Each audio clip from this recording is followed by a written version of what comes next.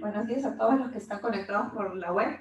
Le voy a pasar, vamos a empezar ahora nuestra tercera sesión del día, que está relacionado a cómo trabajar y hacer investigación con un enfoque de sistemas de salud.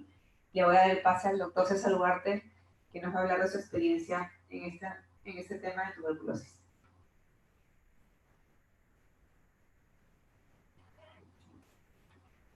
Gracias por la invitación. Lo que vamos a tocar ahora es un poco la experiencia que hemos tenido en los últimos 3, 4 años de salir un poco de nuestro espacio más de investigación clínica, investigación de diagnóstico, a tratar de entender cómo finalmente llega al sistema de salud todas estas nuevas tecnologías o nuevos tratamientos.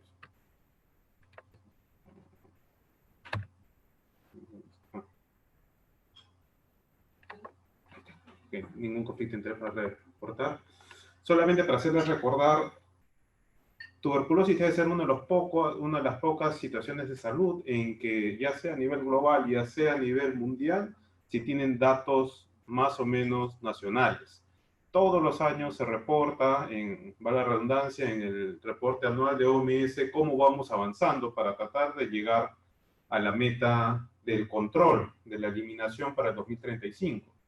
Y si notamos, a nivel mundial, estamos todavía con un montón de casos. Aquí está. Se ve que todavía hay un montón de casos que todavía no son detectados. En las Américas tal vez nuestra brecha es todavía aún corta, esto mejor dicho se está cortando, pero a nivel global todavía no se puede. Y una de las cosas que se trata es que tenemos por lo menos lo que trabajamos en tuberculosis, tenemos unas metas bien claras a donde queremos llegar. Lamentablemente, y como ha salido justo hace un editorial del jefe de OMS, el director de OMS el día de hoy en The Guardian, estamos fallando como sistema, estamos fallando como países en llegar a esta meta. Y eso que nosotros, y debe ser una de las pocas situaciones donde hay una política global de cómo tenemos que implementar este proceso. Y tenemos pilares bien claros y que están bien relacionados con el sistema de salud. Más que buscar nuevas drogas, nuevos métodos diagnósticos que siempre se necesitan, es cómo integramos eso dentro del sistema de salud. Y a pesar de que tenemos una mayor financiación, los sistemas de salud son débiles. Y eso es lo que nos pasa en tuberculosis. Tuberculosis probablemente tiene en los últimos 4 años, justo estaba leyendo, en los últimos 4 años los tratamientos han salido nuevos tratamientos. En diagnóstico tenemos pruebas mucho más rápidas, mucho más eficaces que hace 50 años.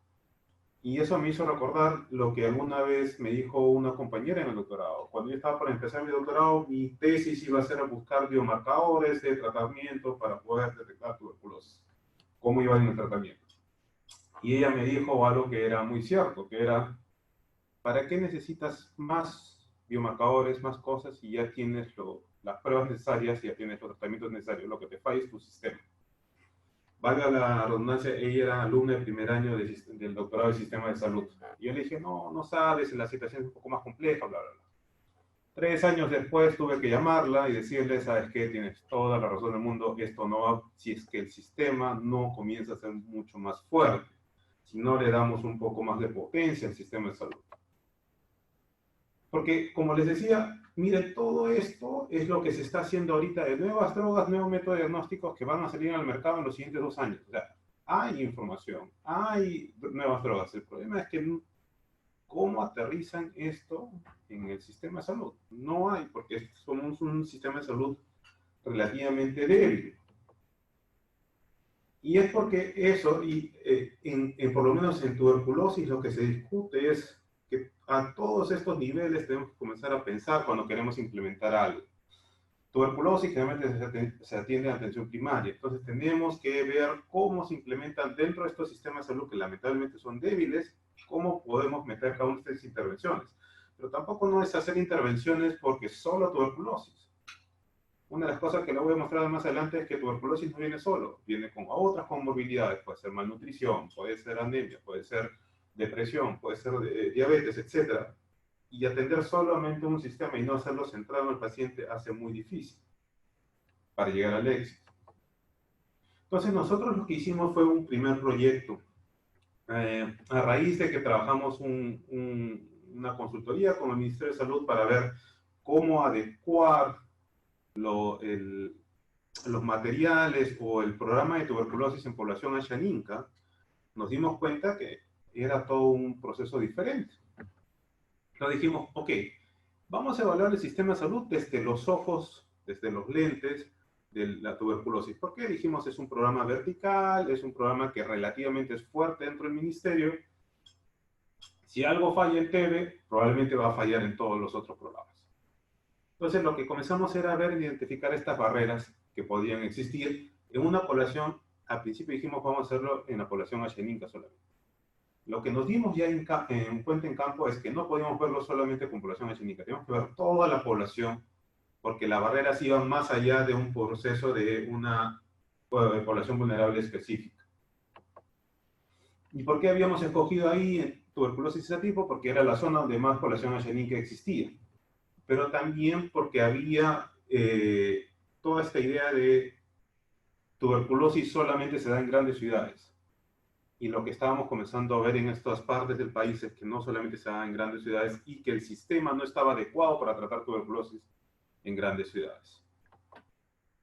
¿Y es por qué? Porque una de las grandes discusiones que teníamos con la gente del ministerio era cómo hacemos que las guías nacionales, que es esto, una sola guía, tiene que encajar para todos, adecuarlo, por ejemplo, en Unión Puerto Ashaninka, en esta situación, o en Cutivireni, que tenemos que ir 5 horas río adentro.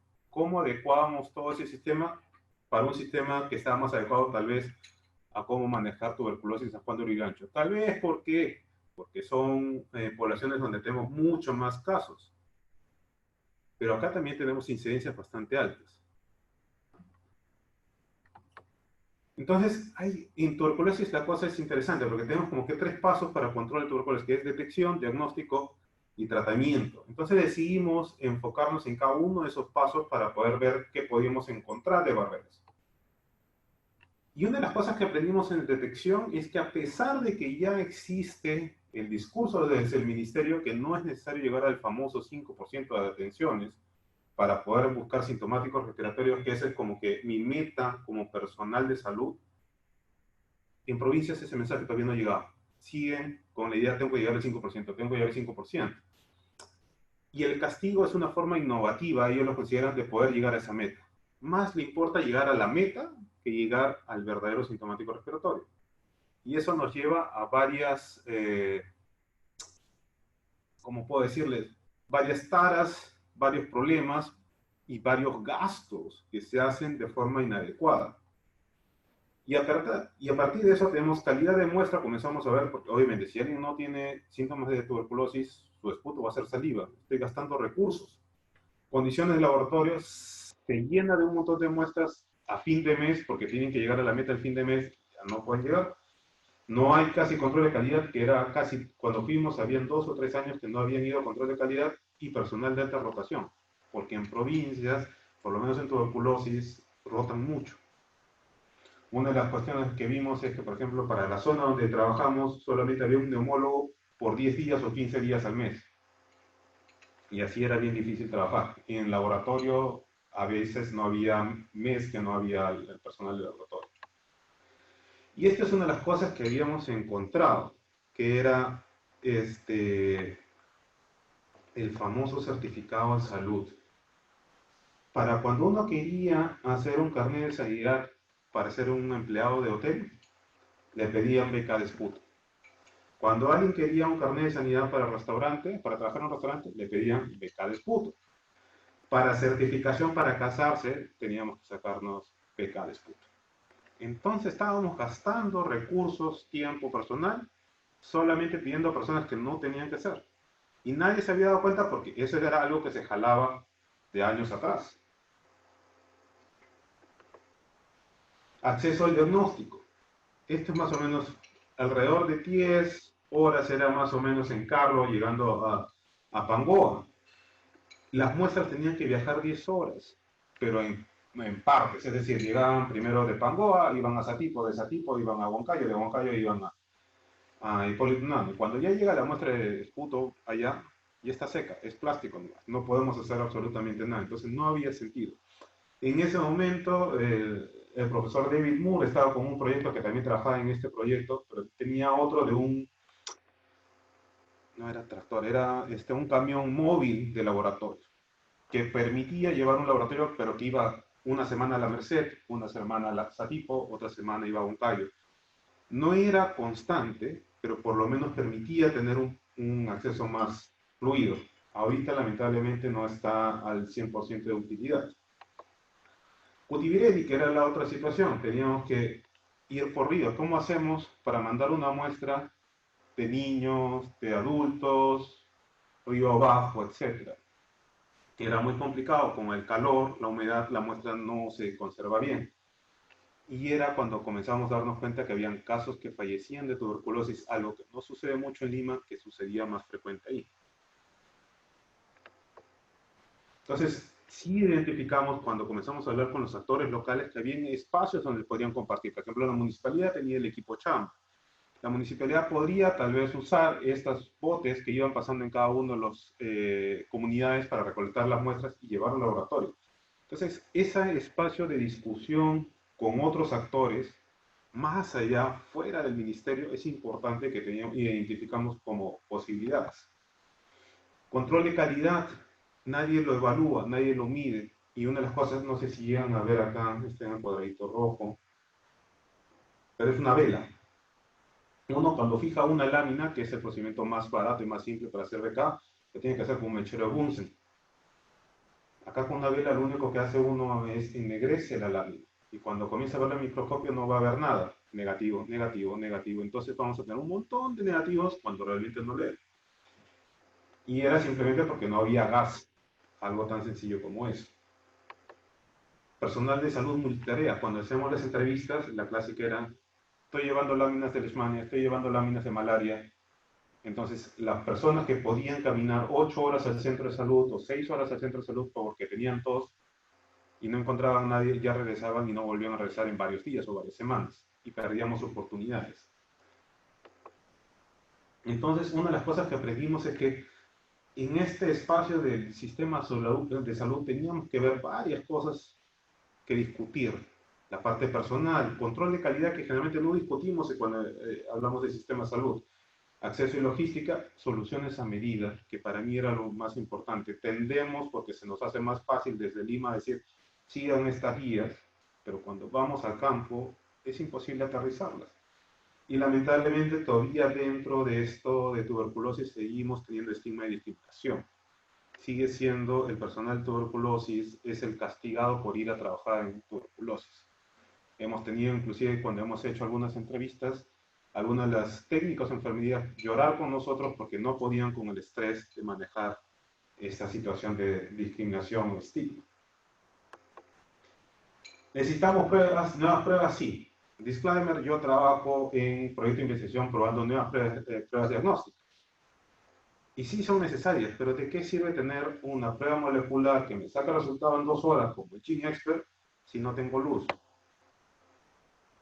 O si no tengo los materiales básicos, si no es reproducible mi campo, no me sirve. Y eso es algo que todavía no entendemos.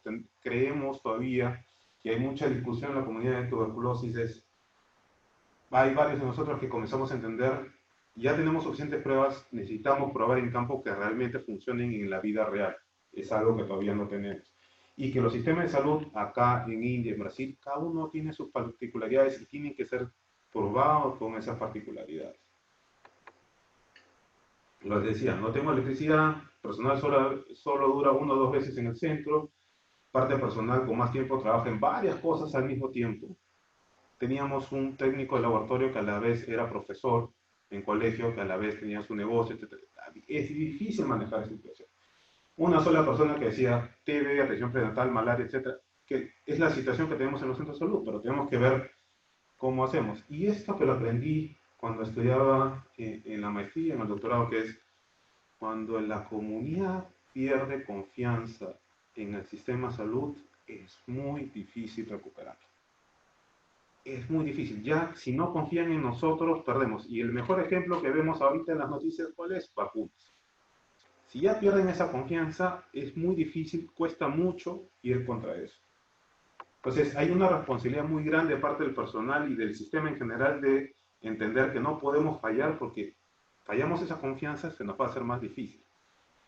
¿Qué hemos aprendido ahí? Comprender el contexto, aprender de él. No puedo instalar una implementación, no puedo implementar un nuevo programa si es que no trabajo en campo. Escuchar primero, y eso va para todos nosotros que trabajamos en investigación, que nuestro ego tiene que estar un poquito más abajo. Les apuesto que la mayoría de veces no van a ser el primero que van a implementar algo ahí, y no vas a ser el último. Entonces, escuchar experiencias previas ayuda a no gastarnos los pocos recursos que tenemos. Identificar socios locales, como habíamos dicho en el equipo chamba que había en la municipalidad, que podía ser una opción.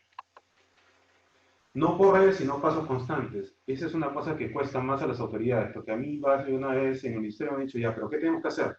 Digo, tenemos que ver, evaluar primero para ver. No me pidan un resultado en 5 meses. Probablemente vamos a tomar 1 año, 2 años, 3 años. Pero si lo hacemos de forma constante y con un monitoreo cercano, vamos a tener un mejor resultado.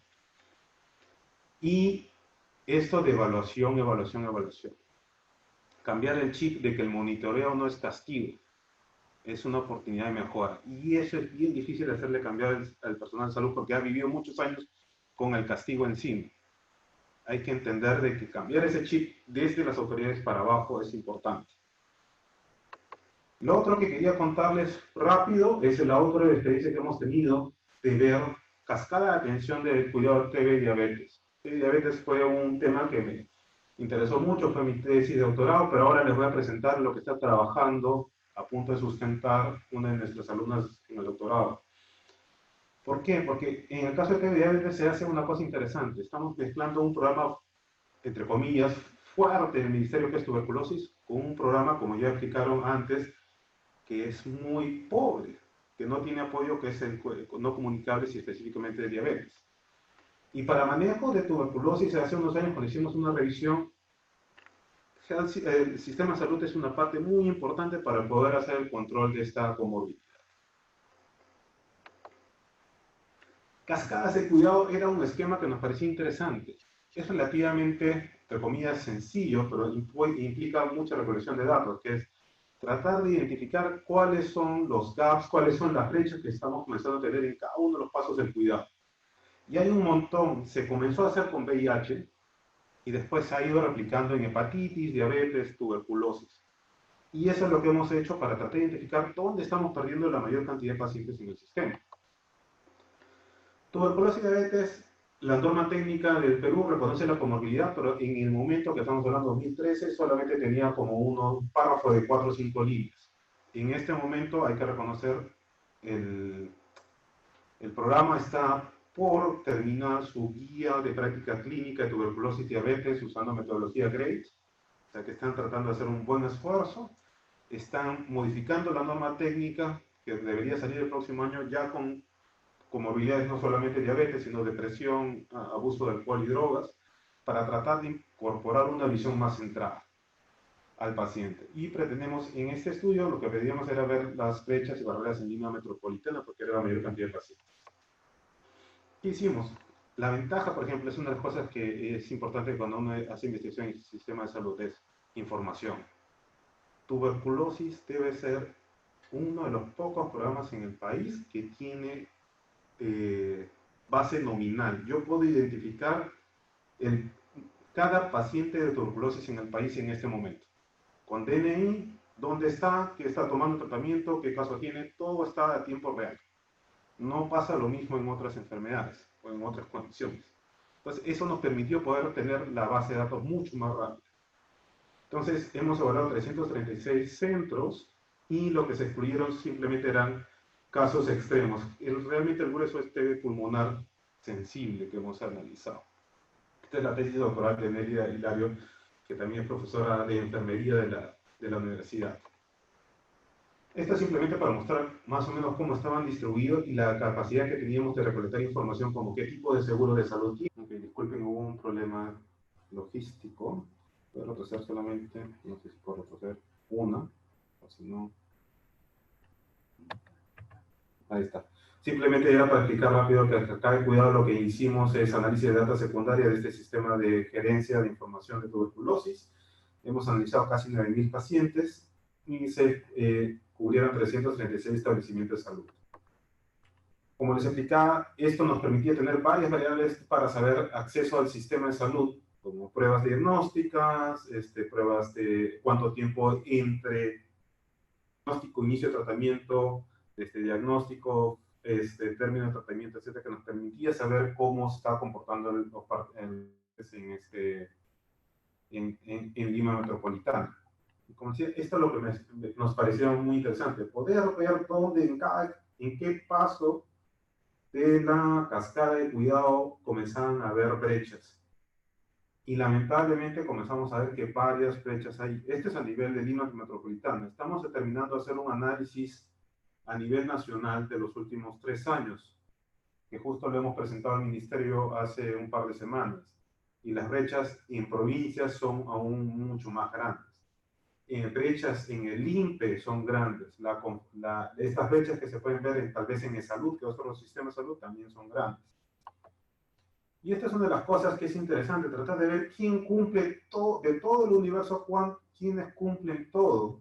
Cumplen con diagnóstico de diabetes y su batería completa, que tengan CIS, en teoría todo paciente con tuberculosis tiene CIS, y que se curan. Entonces comenzamos a ver que todos estos números lamentablemente comienzan a caer rápidamente. Y acá donde tenemos solamente 403, tienen todo este proceso, ¿no?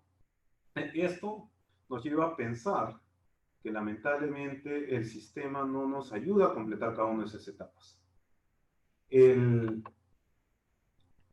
Para terminar, una de las cosas que hicimos también fue lo que queríamos ver para el sistema de salud era hablar con los mismos actores. Entonces, hablando con los pacientes, habían varias cosas que estaban interesantes. Era ausencia de control glicémico. ¿Por qué? Porque como no sienten nada, la diabetes no da síntomas al principio, no pedían, no sabían que era necesario solicitarlo. Demora en el acceso al cuidado endocrinológico. Ahí, esa es una de las cosas que tenemos. Hay una barrera gigantesca entre el paciente que sale del programa de TV al servicio de endocrinología. No los quieran recibir. Lamentablemente solo tenemos unos pocos casos, unos pocos endocrinólogos en Lima que se dan el esfuerzo de revisar una cantidad grande de pacientes. Hemos tenido endocrinólogos de varios hospitales que de hecho no ven, a pesar que están dentro con clínicas exclusivas para TV y diabetes. O las hacen regresar. Yo siempre he tenido el ejemplo de una paciente que ha tenido que regresar 5 veces para que la vean y a la 5ª vez que ya la rechazaron simplemente se largó. No quiso ir más. De ahí desconocimiento de cómo es el tratamiento de diabetes. Como se lo dan todo en TV y no hay una respuesta del servicio endocrino, tienen que adivinar cómo tiene que ser el tratamiento. Le dicen solamente la ampolla y nada más. O insulina. En algunos hospitales la insulina se acaba en 10 días. Ya no, cuando van no tienen.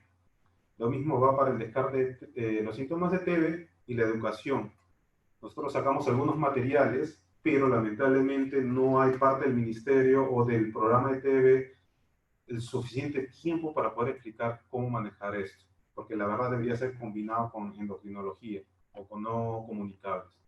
¿Qué hemos aprendido? El manejo complejo multidisciplinario, estrategias centradas al paciente sí o sí. Tenemos que olvidarnos que el paciente se acomode al sistema de salud. El sistema de salud se tiene que acomodar al paciente. Adherencia a todo el tratamiento, que eso es complejo, pero justamente el sistema por eso se tiene que acomodar.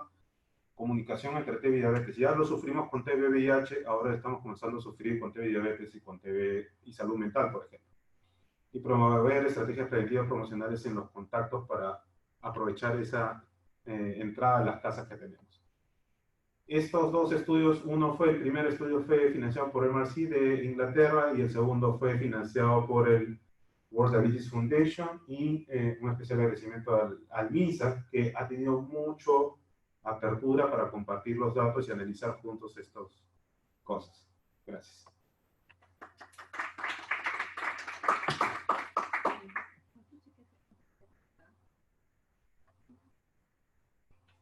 Ocho.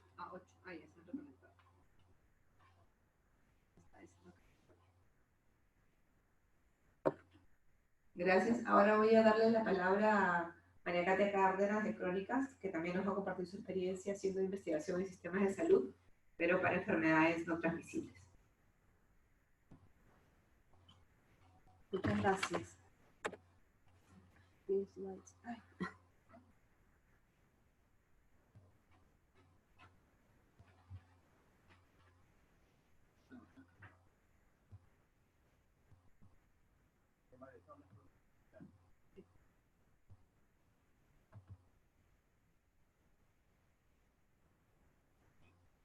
Bienvenida, recién llegada, trabajar en el aeropuerto, acaba de venir de Holanda desde su maestría, dio a luz a una tesis y un por segundo hijo, entonces, bueno, tenerla acá hoy día. Gracias, Maki, por darnos el tiempo. Muchas gracias, estoy muy entusiasmada de engancharme, realmente. Esa no es, pero... No, perdón, no estoy viendo el otro. Ah, ya. Muchas gracias.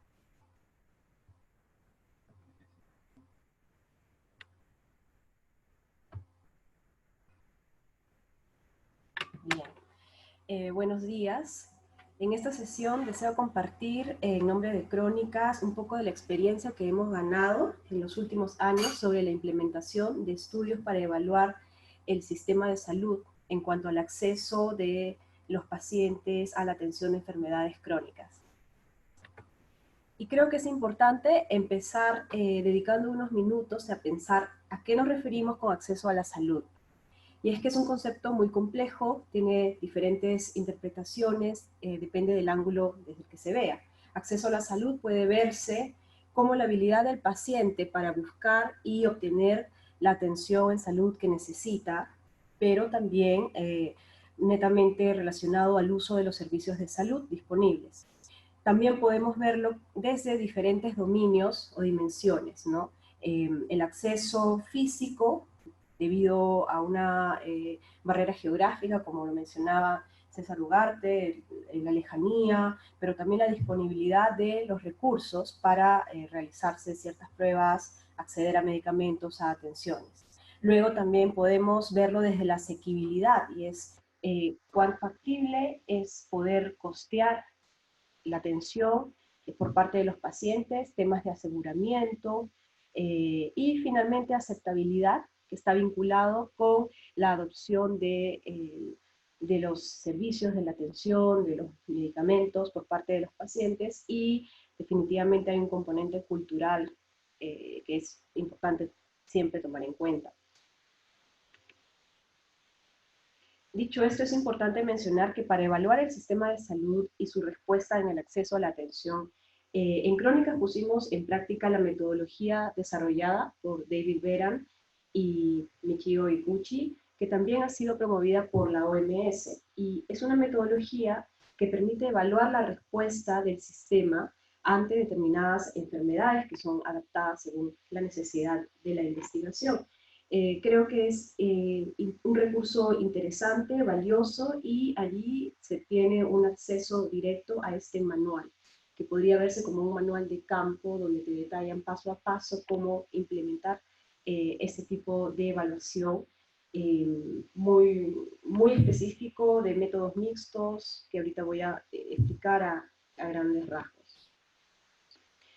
Pues la metodología que hemos estado usando en Crónicas implica el uso de múltiples fuentes de información, entrevistas con los principales actores, información secundaria como reportes, publicaciones, pero también listas de chequeo sobre la disponibilidad de los equipos de medicamentos, etc. Es una evaluación que se realiza a los 3 niveles, el nivel macro, meso y micro.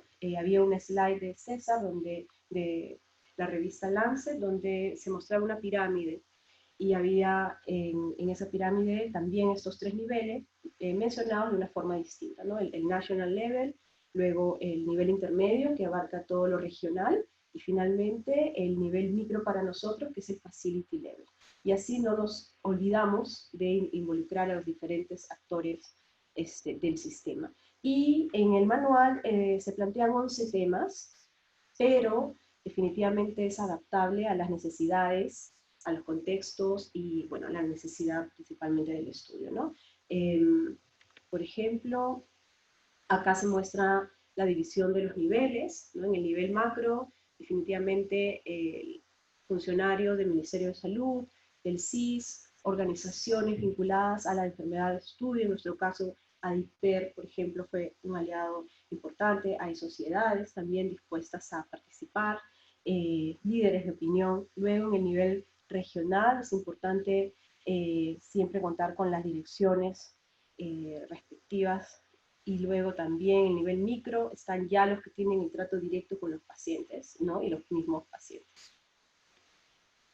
Y aquí es un listado de los temas que se proponen en el manual, que nuevamente es todo adaptable a las necesidades.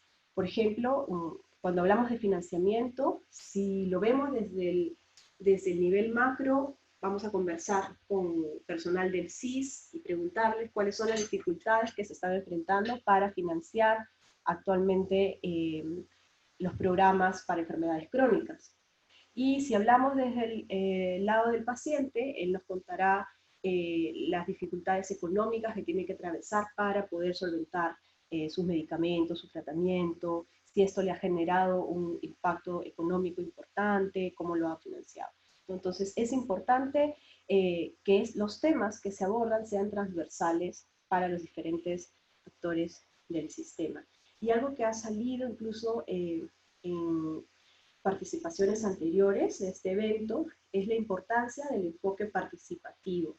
Esto no se hace y no debe hacerse de forma aislada, como si los investigadores tenemos la última palabra y sabemos cuáles son las necesidades y vamos con una posición autoritaria. Es todo lo contrario, nosotros somos más bien los intermediarios y los actores clave son los que se identifican, como mencionaba, en los 3 niveles, son los que proporcionan la información importante para identificar barreras, problemas, pero también posibles soluciones. Y en esta línea, la experiencia de crónicas que les comentaba se ha plasmado en 2 proyectos, ¿no? Uno que culminó ya hace algunos años, que es la identificación de barreras de acceso a la atención y tratamiento para hipertensión arterial y diabetes en Lima, donde se realizaron las entrevistas en 9 establecimientos de salud de diferentes niveles. Los resultados, también el reporte completo, lo pueden encontrar en este link. Y luego hemos tratado de adaptar esta metodología siguiendo nuevamente el manual que ya existe, promovido por la OMS, para el proyecto Cohesión. Y aquí sí decidimos salir de Lima, porque la realidad de Lima es totalmente diferente a lo de las otras regiones, y aún más si es que vas a las zonas rurales o semirurales, y salimos, y los 5 establecimientos que identificamos para realizar el estudio están ubicados en Piura, específicamente en la provincia de Ayabaca, ¿no? Y también en Sullana. Y bueno, este proyecto Cohesión, que ustedes ya han escuchado acerca de esto en las primeras horas de la mañana, básicamente ha implementado este enfoque participativo, ha sido muy rico en cuanto a la información recolectada. Son zonas donde la incidencia de pobreza es bastante alta, son lugares muy bonitos, pero con muchas necesidades, no solo en salud, sino, por ejemplo, en saneamiento. Por ejemplo, la neurocisticercosis es un problema en estas zonas, que es una de las razones por las cuales llegamos a escogerlas. Y las consideraciones, lecciones y retos identificados que les voy a compartir ahora están vinculados tanto al estudio Cohesión como al primer estudio hecho hace varios años de barreras de acceso. Es importante empezar diciendo lo obvio, ¿no? Es un tipo de investigación diferente, este de evaluar un sistema de salud, ¿no? Ya lo mencioné y es importante recalcar, abarca 3 niveles, abarca diferentes tipos de informantes, y es muy valioso que esto siempre se respete, porque en la variedad de opiniones y de perspectivas realmente se encuentran potenciales cuellos de botella y dan ideas para posibles soluciones que se pueden proponer a manera de recomendaciones, ¿no? Los temas a abordar son variados implica información cuantitativa y cualitativa, y los diferentes fuentes de información para luego realizar un análisis combinado. Y eso requiere de skills particulares que no siempre los tienen, por ejemplo, en el Ministerio de Salud, ¿no? En Crónicas, por ejemplo, nos hemos dado cuenta en el camino lo importante de contar con personas con experiencia en estudios cualitativos. No es lo mismo hacer una pregunta directa de sí, no, cuánto es el número, la cantidad, que ahondar en los porqués, cómo, ¿no? Y bueno, eso es un aprendizaje valioso. También adaptar el método, porque tal como mencionaba César, las realidades son tan distintas y también depende de los programas o enfermedades que se estén analizando, ¿no? Lamentablemente, nosotros continuamos con un esquema de programas verticales, ¿no? Y esperamos transitar alguna vez a tener un sistema de salud con programas más horizontales, y por ahora las evaluaciones se están dando así, ¿no? Enfocadas más en la enfermedad. En Cohesión hemos tratado de verlo de manera más amplia como atención primaria en salud, y van saliendo cosas interesantes. Es importante la variedad de actores, porque allí está la diversidad de opinión, y los indicadores objetivos, ¿no? Como les decía, la disponibilidad de metformina o enalapril en estos establecimientos, la valoración de los servicios por parte de los pacientes, no sé, en una escala del 1 al 5 o en otras escalas validadas, sí son importantes, pero las preguntas más ricas son estas de por qué, cómo, especifique más detalles, ¿no? Y aquí esto nos lleva a una encrucijada, porque es un tipo de evaluación que entonces recaería más que nada en una mirada externa, en una tercera persona. Quizás sí, ¿no? Pero también MINSA debería poder ver la manera de automonitorearse sin poner en compromiso la confianza de los participantes, la confidencialidad de la información, porque algo que nosotros aprendimos implementando este estudio es que la confianza es clave. La verdad es que la entrada a estos establecimientos de salud, a estas áreas, a estas comunidades, siempre partió de invertir tiempo en, primero, conózcanos y nosotros queremos conocerlos a ustedes. Y eso es tiempo, ¿no? No es como un censo de vivienda que vas y dónde está el jefe de bar, por favor, y tengo unas preguntas. No, es algo que se va construyendo, para lo cual los estudios usualmente no están acostumbrados, no han sido, digamos, usualmente diseñados de esta forma. Entonces, la confianza de los participantes para que, por ejemplo, un trabajador, o bueno, una trabajadora en salud, además, principalmente eran mujeres, te confiese cuáles son los problemas sin pensar en estoy siendo infidente con mis superiores, es básico. Para que un paciente pueda decirte el problema cada vez que siente o que percibe, cada vez que va a atenderse, sin que piense esto va a ir en mi contra, luego se va a enterar, ¿no? el doctorcito y no me van a querer atender, también es súper importante. Y esto lo menciono porque finalmente se traducen en tiempos para realizar el estudio. Y otro reto es el muestreo, ¿no? Porque este tipo de estudios, a profundizar en la calidad de la información antes de la cantidad, pues se enfrenta a quienes entrevistar. A nivel micro, por ejemplo, estos son datos del proyecto Cohesión. Nosotros llegamos a entrevistar 87 personas, cerca de 4 semanas de duración. En el nivel meso realizamos como 28 entrevistas, igualmente cerca de 4 semanas. Y en el nivel macro fueron 30 entrevistas, ¿no? MINSA, otras organizaciones. Y cuando digo MINSA, son diferentes áreas, oficinas, direcciones dentro del ministerio, ¿no? Y expertos son, bueno, el que ha estudiado bastante el tema o el que lidera alguna organización vinculada a las enfermedades de estudio. Y esto demoró bastante. Entonces, parte de realizar este tipo de estudios implica el reto de ¿A quién voy a preguntar? ¿Quién me puede brindar información valiosa? No me importa si es que, no me importa tanto una muestra en términos de 100 personas, sino podrían ser 10 que han vivido realmente experiencias diferentes con el sistema de salud, o una persona que está en el cargo ya 10 años y sabe perfectamente el manejo y cuáles son los problemas, de por qué no se puede mejorar cierto programa.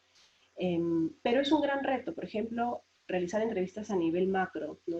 Requiere casi perseguir a los funcionarios, y en los hospitales. En los hospitales los doctores, enfermeros están totalmente saturados y te dan a veces entrevistas por partes. Ha habido entrevistas que se han tenido que realizar hasta en 3 partes o bloques.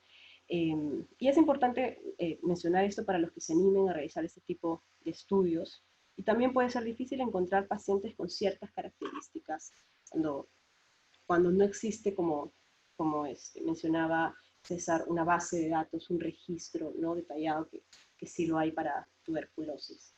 Entonces los pacientes acá en realidad lo que vemos es que se pierden, ¿no? O sea, si el sistema, si tuvieron un rechazo del sistema, no pudieron ingresar, probablemente no vuelven más, y ese paciente simplemente no existe para el sistema hasta que se complica su enfermedad y tiene que ingresar por emergencias, lamentablemente, ¿no?, para una amputación o tratar un mal cardíaco grave. Entonces, estos pacientes, los más complicados, lamentablemente muchas veces no los encontramos para estos estudios, ¿no? Encontramos a los afortunados que sí lograron entrar, persistieron y tienen ahí sus citas, tratan a veces de ir a controlarse, etc.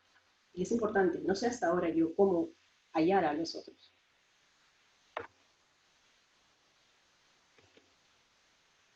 No sé, vamos a ver.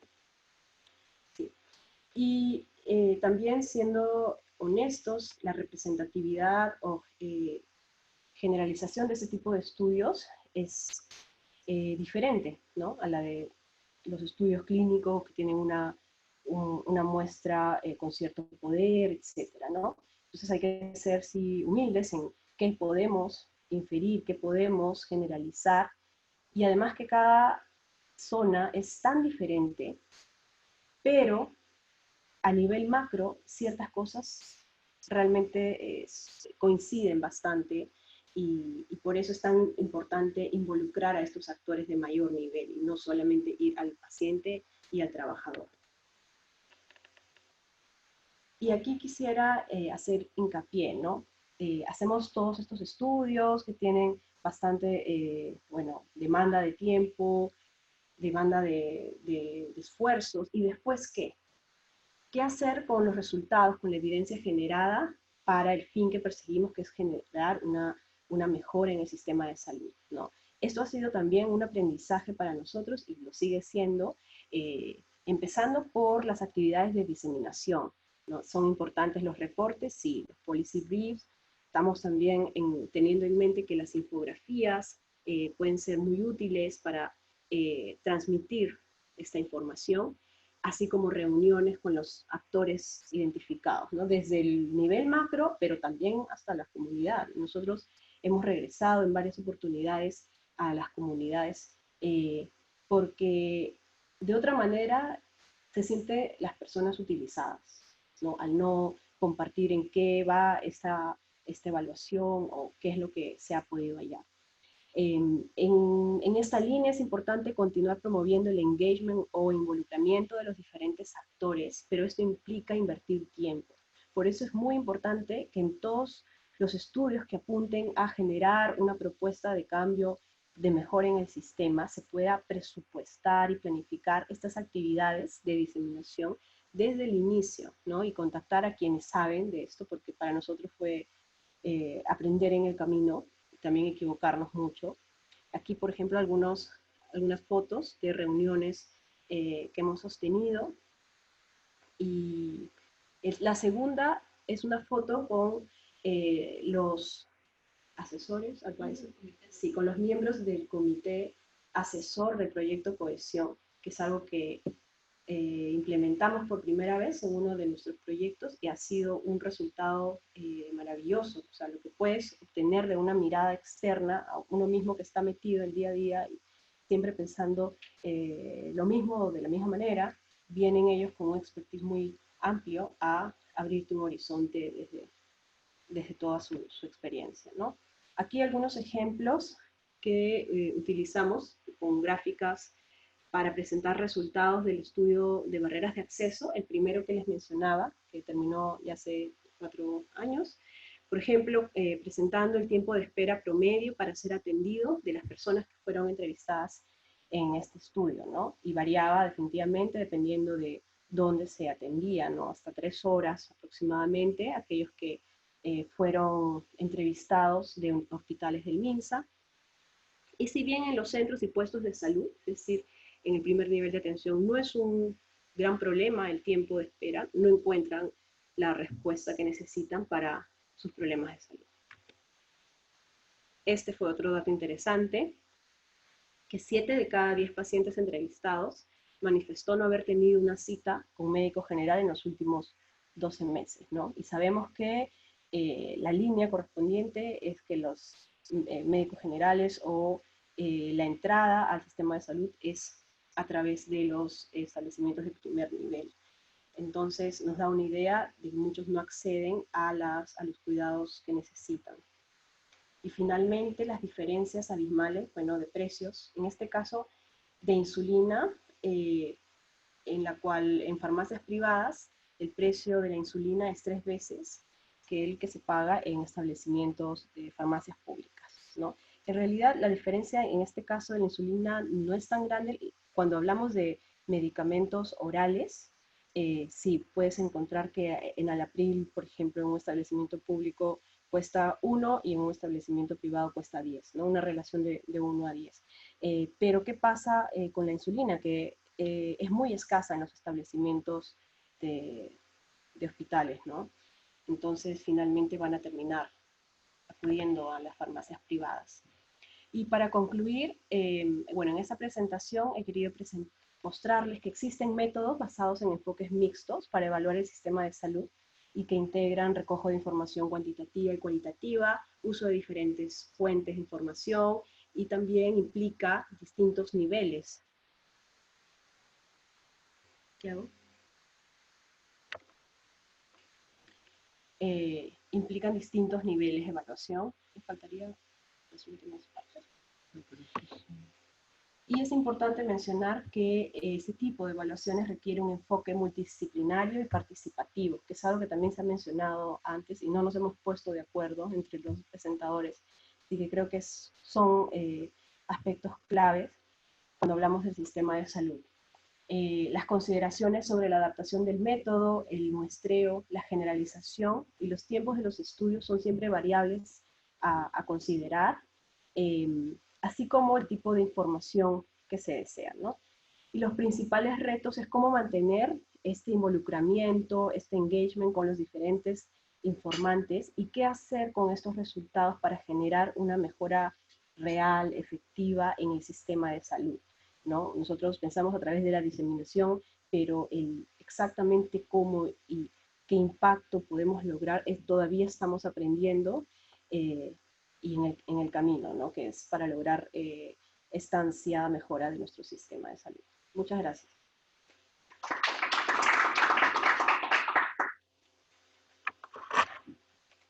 Ok, ahora le voy a dar el pase a Mauricio Toyama, otro miembro del equipo de Crónicas, que nos va a presentar su experiencia haciendo investigación en sistemas de salud, pero en el tema de salud mental.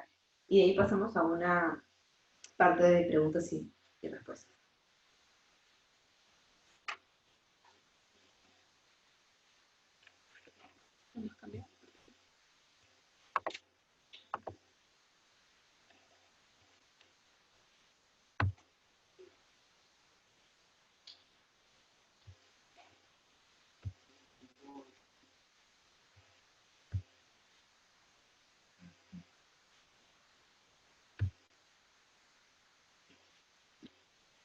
Buenos días con todos. Mi presentación es sobre retos en la implementación de intervenciones en salud mental en el sistema público del Perú. son reflexiones que de cierta forma se alinean y complementan un poco lo ya presentado por César y por Maki. Creo que al final la conclusión de estas tres presentaciones será que independientemente de la condición o tema que se explora, los retos y las dificultades terminan siendo bastante similares al hacer proyectos de investigación en el sistema de salud.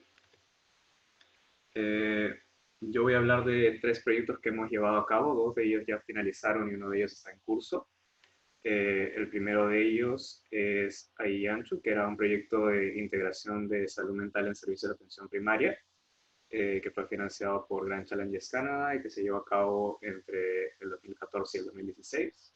La idea del proyecto era que los trabajadores de salud de servicios de atención primaria, en los cuales los usuarios van con cierta regularidad, puedan incorporar una exploración sobre la salud mental de los usuarios, aprovechando el vínculo frecuente que tienen y el contacto continuo que hay. Entonces se trabajó con 22 proveedores de salud, que eran obstetras, enfermeras y técnicas de enfermería, que atendían a usuarios de los servicios que eran gestantes, usuarios con tuberculosis, VIH-Sida, diabetes o hipertensión. Y este proyecto se llevó a cabo en 3 centros de salud del MINSA y 2 centros de atención primaria de salud. El objetivo del estudio, como ya mencioné, era integrar un tamizaje de salud mental con ayuda de tecnología para facilitar un poco el procedimiento. La idea era que ellos tenían un aplicativo en una tablet y que de manera cotidiana en el contacto que tenían con los usuarios puedan detectar si es que alguno de ellos tenía algún problema de salud mental y puedan hacer una derivación oportuna de los casos a los servicios especializados. La intervención combinaba la capacitación de estas proveedoras en temas de salud mental para poder realizar el tamizaje y el uso de tecnología, el uso de la tablet para poder aplicar el instrumento y también el envío de mensajes de texto para motivar a los usuarios que tenían un resultado positivo para que acudan a los servicios referidos por los proveedores de salud. Entonces, esta es un poco la secuencia que se buscaba seguir con el estudio. La idea es que estos usuarios que van regularmente a los servicios de salud reciban un tamizaje por parte de las obstetras, enfermeras o técnicas de enfermería con las que se atienden, y que aquellos que tengan un resultado positivo sean derivados y busquen ayuda en estos temas de salud mental. Y aquí entraba el componente de mensajería de texto como recordatorio para que puedan acudir y finalmente acceder a la atención requerida. El segundo proyecto es LatinMH, que era un proyecto que se realizó en colaboración con la Universidad de Sao Paulo, Northwestern University en Chicago y la Universidad Cayetano Heredia, y estuvo liderado por el London School of Hygiene and Tropical Medicine. Fue financiado por el Instituto Nacional de Salud Mental de Estados Unidos y se llevó a cabo entre el 2013 y el 2018. Este proyecto tenía como diseño un ensayo clínico aleatorizado.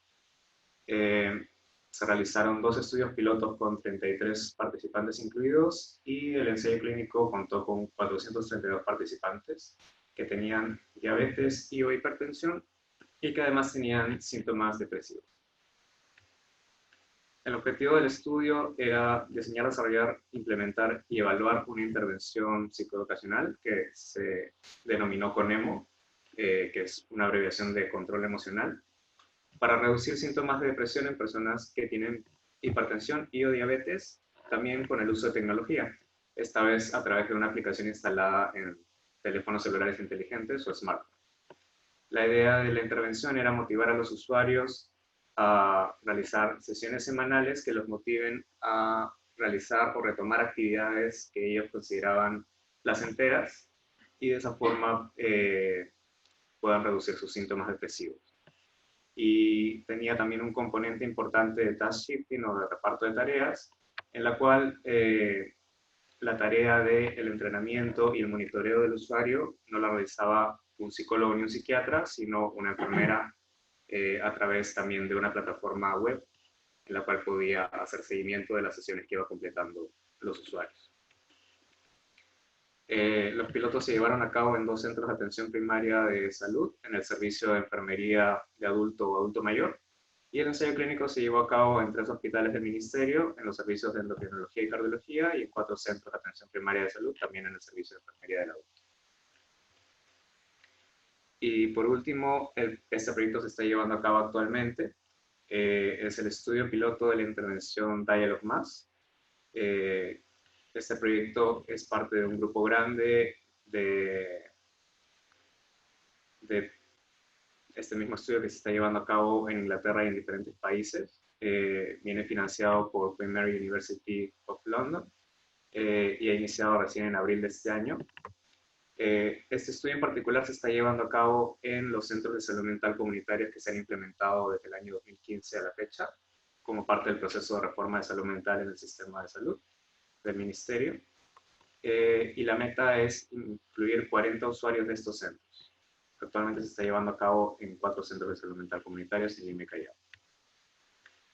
El objetivo de este estudio es evaluar la implementación de esta intervención que se llama Dialogue Más, para apoyar la atención que reciben los usuarios que van cotidianamente a estos centros de salud mental comunitarios, e identificar mejoras en la calidad de vida de los mismos a los 6 meses de haber sido incluidos en el estudio. La intervención Dialogue Más se apoya también en el uso de tecnología.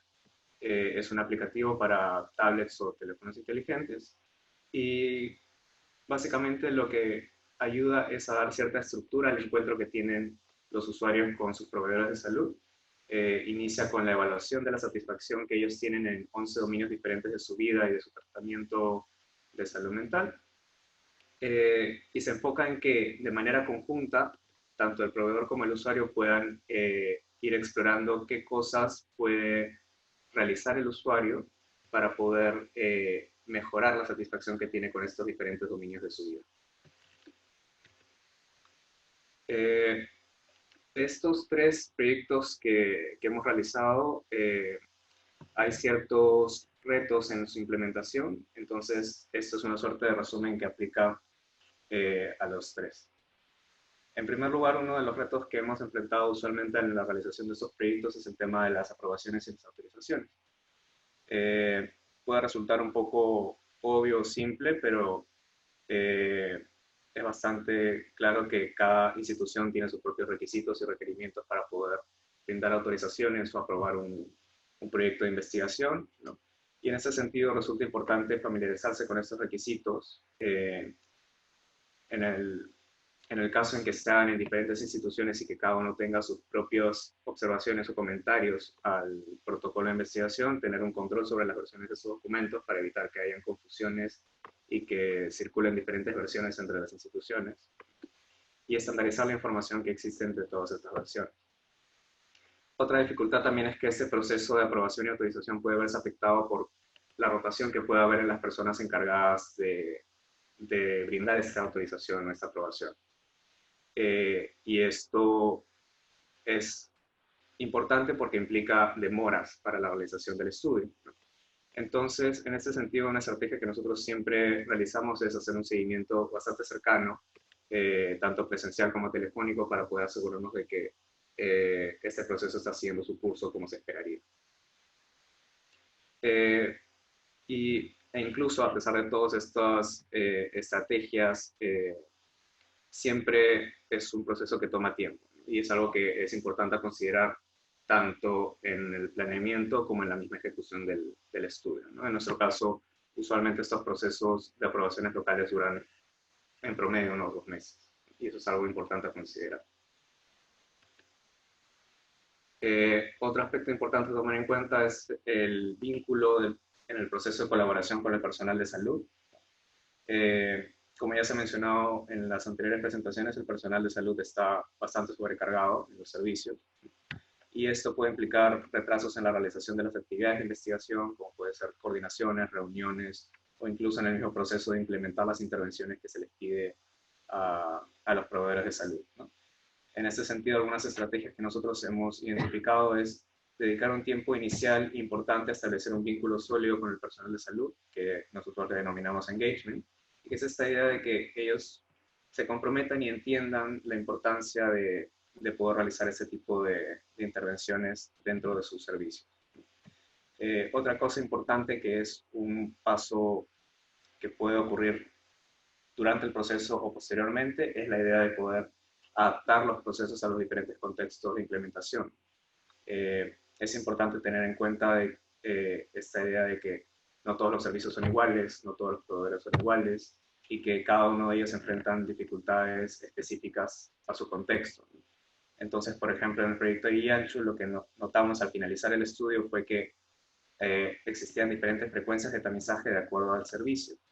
Para algunos servicios se les hacía más fácil poder implementar un tamizaje que sea mensual, por ejemplo, en el servicio de tuberculosis, que tiene una carga un poco más reducida de pacientes en comparación con el servicio de control prenatal. Entonces, como conclusión de ese estudio, nos llevamos la idea y la importancia de poder adaptar ese tamizaje a los diferentes procesos que tiene cada servicio. O por ejemplo, en el proyecto LatinMH, que luego de los pilotos que se llevaron a cabo dentro de los servicios de programa del adulto en salud, nos dimos cuenta que las enfermeras estaban demasiado sobrecargadas para poder llevar la tarea del monitoreo y el entrenamiento de los usuarios. Y por lo tanto, para el ensayo clínico, lo que hicimos fue tener un personal exclusivo que se dedicara a hacer este seguimiento. Otra cosa importante en este proceso de intercambio y colaboración con el personal de salud es la idea de mantener un contacto continuo. Esto para poder saber si es que las cosas se están llevando a cabo como uno lo esperaría, pero también para poder recoger cierta información sobre por qué no está ocurriendo.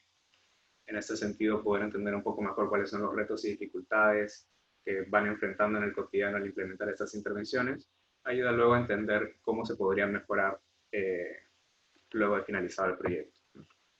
Y otra cosa importante también que mencionaron César y Maki es esta idea de explorar la perspectiva de estos actores luego de la implementación, de poder conocer un poco mejor cuál es su opinión, cuál es su perspectiva, y poder saber qué retos han enfrentado, ¿no? Nosotros lo hacemos usualmente a través de entrevistas al personal de salud que participó, para poder entender qué les pareció, qué sugerencias tienen al respecto, y también con los mismos participantes del estudio para conocer un poco su experiencia y qué les pareció el estudio. Y eso tiene sus retos en particular porque no siempre es fácil para las personas sugerir o criticar un poco el proyecto o la intervención o lo que uno les viene a pedir hacer, ¿no? Pero siempre es importante poder, de todos modos, consultarlo, preguntarlo y explorarlo para poder saber qué información tienen al respecto. Con el reclutamiento también se enfrentan dificultades cotidianas, ¿no? Cada establecimiento de salud tiene un contexto en particular, tiene una carga diferente de usuarios, tiene rutas diferentes de referencia y contrarreferencia, la logística es distinta en cada uno de ellos, los recursos disponibles y la cantidad de personal que está dispuesta a colaborar con el proceso. Y en ese sentido, lo que nosotros hemos identificado como importante es desarrollar estrategias que sean específicas para el reclutamiento de cada establecimiento, nuevamente en la idea de poder adaptarnos un poco al contexto en el cual se está llevando a cabo el estudio.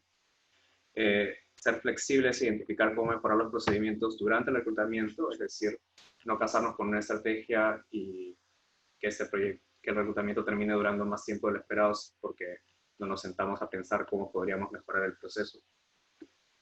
Y en el caso específico de estos proyectos de salud mental donde se tocan temas bastante sensibles, garantizar la seguridad del usuario y facilitar el acceso a atención en caso sea requerido. Por ejemplo, en casos en donde haya ideación suicida, por ejemplo. Y luego en el seguimiento de los participantes. Estos estudios que hemos realizado tienen siempre un componente de seguimiento a los 6 meses o al año. Y las dificultades que enfrentamos siempre es en el recontacto de los participantes para el seguimiento. Y esto es una tarea difícil y compleja que hay que tomar en cuenta. Algunos problemas que hemos identificado son dificultades con los datos de contacto, los cambios constantes de número, de teléfono, o a veces el que nos brinden algunos datos de contacto que no son reales. La falta de respuesta cuando intentamos contactar a los participantes para hacer el seguimiento. Y temas un poco más específicos como mudanzas, viajes o el tema del trabajo que siempre influye en la disposición de tiempo para poder realizar el seguimiento. Algunas estrategias que nosotros hemos llevado a cabo para poder realizar estos seguimientos de manera exitosa es poder recoger al inicio la mayor cantidad de información de contacto posible. De esta manera podemos recurrir, si es que no funciona el teléfono del participante, al teléfono de alguna otra persona de su entorno. Actualizar la información de contacto con cierta frecuencia para poder garantizar que llegado el año o llegado a los 6 meses podamos ubicarlos. Y como último recurso, hacer visitas domiciliarias o hacer un abordaje en el mismo servicio cuando vayan a sus citas para poder garantizar que ese seguimiento ocurra. Eso es todo. Entonces, voy a pasar la palabra a ustedes, los participantes. No sé si tienen alguna pregunta, algún comentario o alguna experiencia que compartir, ya sea con investigadores o desde otra perspectiva sobre este trabajo de hacer investigación en salud.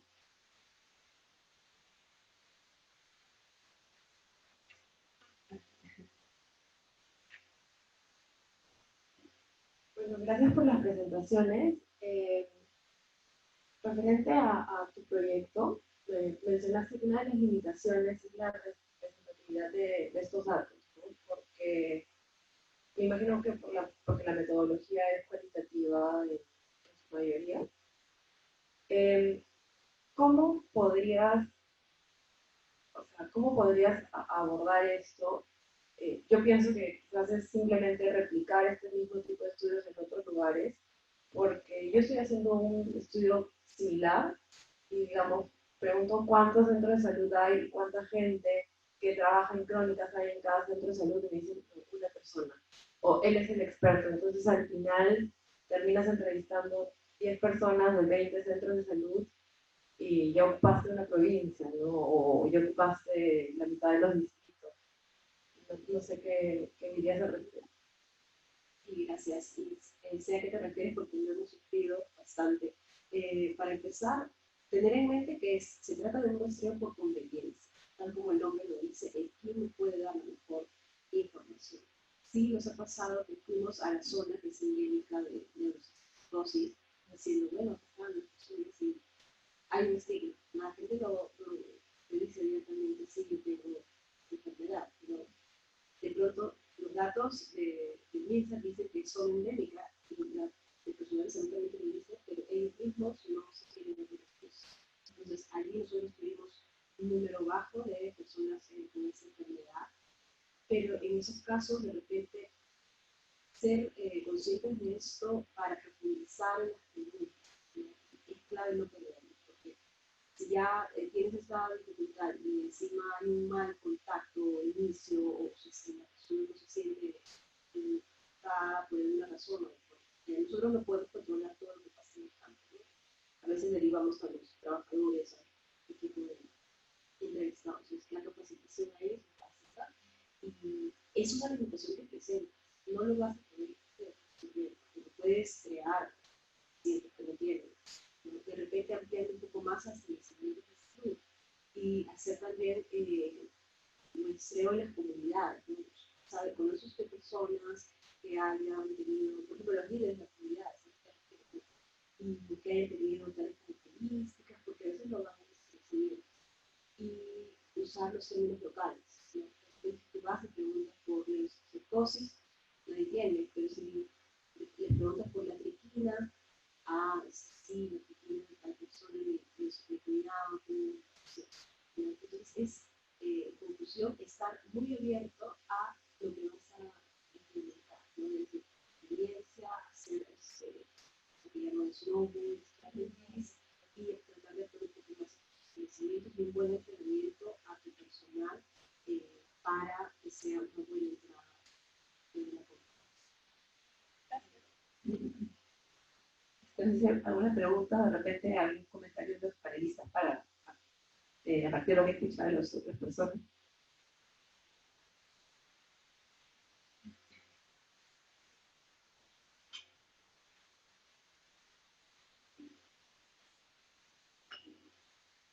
Bueno, como dije al principio, soy psiquiatra, muy interesada en todo lo que es salud mental.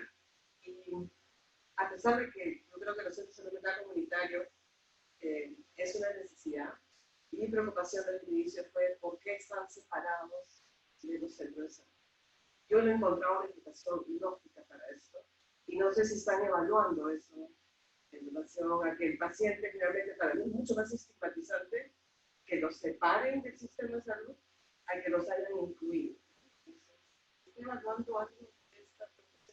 La explicación que me dieron era más fácil controlarlos si estaban separados porque la plata que nos dieron tenía que ser así. Entonces decía, no estoy muy segura si esa es la razón por la cual uno debería de separarlos de tus. De mi conocimiento no se está evaluando per se la explicación que manejo más o menos sobre la razón es porque estos centros comunitarios están pensados para que sean una suerte de establecimiento de referencia en la cual los pacientes son llevados desde su centro de salud para que se reciban un tratamiento por un periodo específico de tiempo y luego continúen su atención regular en los centros de salud. Que terminen como un hospital psiquiátrico donde se queda la que sea una suerte de establecimiento donde se tienen problemas un poco más severos por un periodo específico de tiempo y que luego puedan ser repetidos. Supongo que tiene mucho sentido, pero no sé. Probablemente aquí no vamos a resolver la situación, pero es una preocupación que tengo y hasta ahora efectivamente las explicaciones que dan no terminan a convencer. Entonces, invertir mucho dinero en el Centro de Salud Mental Comunitaria, o sea, a nivel nacional, para que después sea un paso para regresar allá.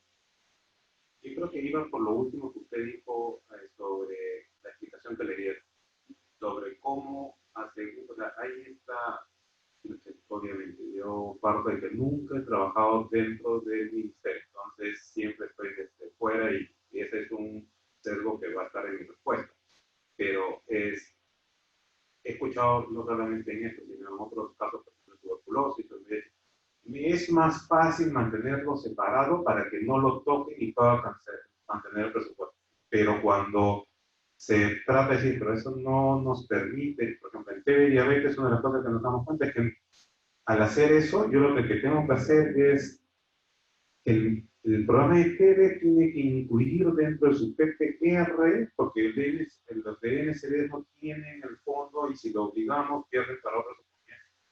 Cuando hemos querido hacer ese programa de implementación para integrar, que es más o menos la misma idea que se trata de hacer con salud mental comunitaria y otros programas, hay tanto barreras burocráticas para poder integrar los presupuestos y tantos permisos que hay que pedir al MEF que prefieren hacer, voy por lo simple y ahí cumplo, hice una actividad. El problema es cómo después eso realmente va a significar un cambio en el paciente.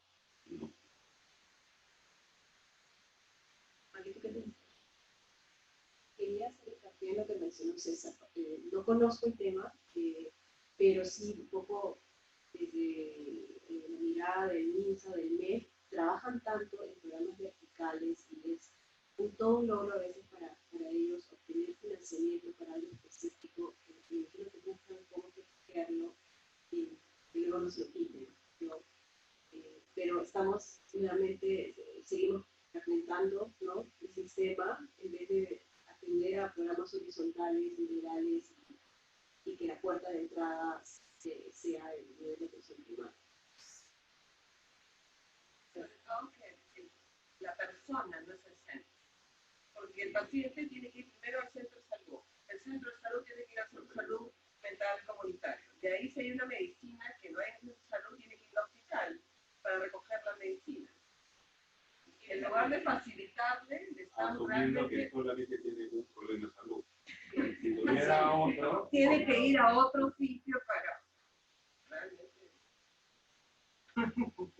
Exacto, la verdad que es terrible. Quien habla es nutricionista. He trabajado un tiempo en el 2017 en el área de TV. De verdad es donde mi corazón late, sinceramente. Ahora estamos con el tema de anemia. En el 2017 teníamos un problema. El resultado alimentario demora demasiado. Entonces mi paciente sigue tomando un medicamento que todavía no sabemos si le corresponde. Al 2019, no sé qué tan pronto, no sé si tienes alguna, digamos, noticia de que ya es más pronto y evitar tanto daño a nivel, digamos, claro, lo que pasa es, que era lo que decíamos con medimos desatipo, ni siquiera es el más extremo del país, en cuestión de distancias de tiempo. Nosotros hemos tenido pacientes en Lima, metropolitana, que para que su respuesta de diagnóstico a 1 hora en carro máximo demora casi 2 meses, para una prueba que tengo resultado a los 2 días. Entonces, nuevamente, por eso siempre daba el ejemplo, cada vez que tengo que hablar sobre este tema, doy el ejemplo de mi compañera, esta estudiante, bueno, ahora ya es una doctora en el sistema de salud, que me dijo: tú no necesitas nuevas pruebas diagnósticas, tú no necesitas nuevos tratamientos, tú lo que necesitas es un sistema que funcione. Punto. Ustedes pierden mucha plata tratando de hacer tanto. Hay necesario hacer pruebas diagnósticas nuevas, etcétera, eso no quito, pero ya hay herramientas. El problema es que implementarlas es todo un asunto. Por ejemplo, una de las pruebas moleculares está en Cayetano. Llegó al hospital, el GIN esto. No hay cartuchos.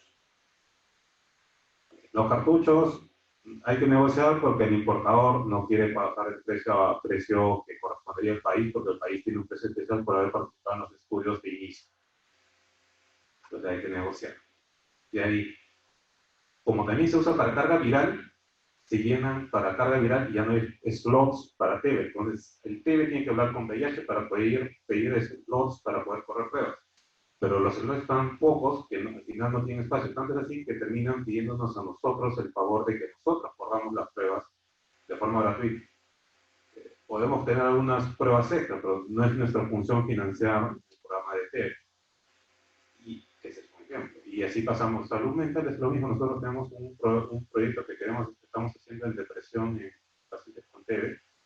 Y queremos hacer lo mismo que han hecho acá con TB y diabetes, encontrar cada una de las brechas, porque no regresan. No regresan, y al no regresar están perdiendo oportunidades. Y otra de las cosas es cambiarle el chip al personal de TB o al personal de salud que tratan de TB y solamente voy a ver TB. No, tienes que ver TB, tienes que ver su nutrición, tienes que ver salud mental, tienes que verlo como persona. Y eso nos está costando mucho cambiar ese chip.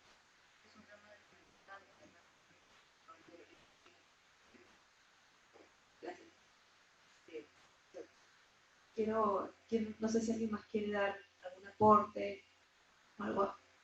Entonces, bueno, yo solamente les quiero agradecer. Creo que la idea de este tipo de espacios es compartir lo que estamos aprendiendo desde la investigación, pero para reflexionar sobre los cambios que se deben de hacer a nivel de sistema, de enfoques, y gracias por traer a colación lo que había dicho Alexandro Saco en la mañana, ¿no? El tema de que también cómo nos estamos formando como profesionales de la salud, qué formación recibimos y cómo de repente el sistema nos hace empezar a enfocarnos mucho en metas, este tipo de indicadores, y perdemos la mirada de que al final lo más importante es el paciente y su salud, ¿no? Entonces, muchas gracias a todos por su participación y será hasta otra oportunidad.